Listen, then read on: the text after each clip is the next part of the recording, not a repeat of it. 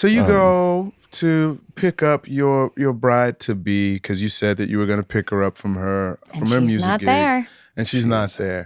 And it's interesting because I saw this from both perspectives simultaneously of her just needing a moment, leaving the mom and the daughter that she had seen. Yeah. And then remembering that you said that you were going to go get her, knowing that your beloved just had a miscarriage, and you wonder what her state of mind is, and not being able to find her. Both of those things, right?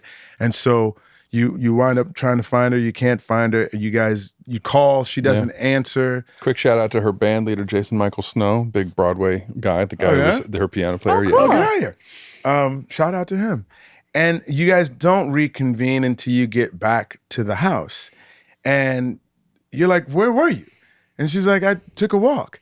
And that feels like completely and totally satisfactory from her perspective. But you're like, I'm sitting here wondering where you are, not knowing anything, And it's in those moments in which you decide not to answer because you need time to yourself. Yeah. Like I understood her not answering, and I understood him being upset for her not answering and not letting him know where she was. Yeah.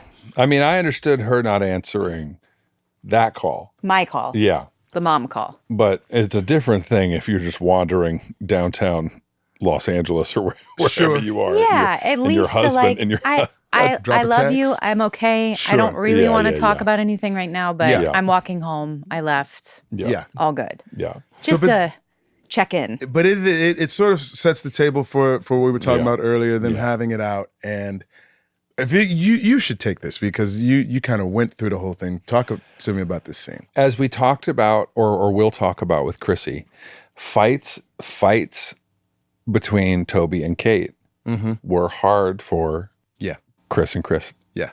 Uncomfortable. Because there's no distinction for Chrissy almost. When she feels it's immediate. It is. Yeah. And so when I get to saying hurtful things, and I see it being so effective, it's just very painful. Yeah. And this particular conversation was also, like you were talking about, that tricky balance of I need to express myself here. Yeah. But I also know that you've been through a lot in the last 12 hours. Yeah. I'd had little moments on the show that had switches, but this episode was like a big dramatic kind of turn for Toby. As far as like, no, this is where I stand. Right. This is who I am. Right. And it's not all levity. Yeah, it's not all Hootie and the Blowfish dancing around the coffee shop. Yeah. You have moments like that throughout. I think this is one of the strongest ones. Like Toby has this ability to articulate what he's feeling in the moment. Yeah. That I think most of us as grown-ass people hope to be able to achieve. Yeah. The writers gave him that. Yes. Yeah. Yes, because because this is the moment again when she circles down. You're acting like we went through something. Like it was my body.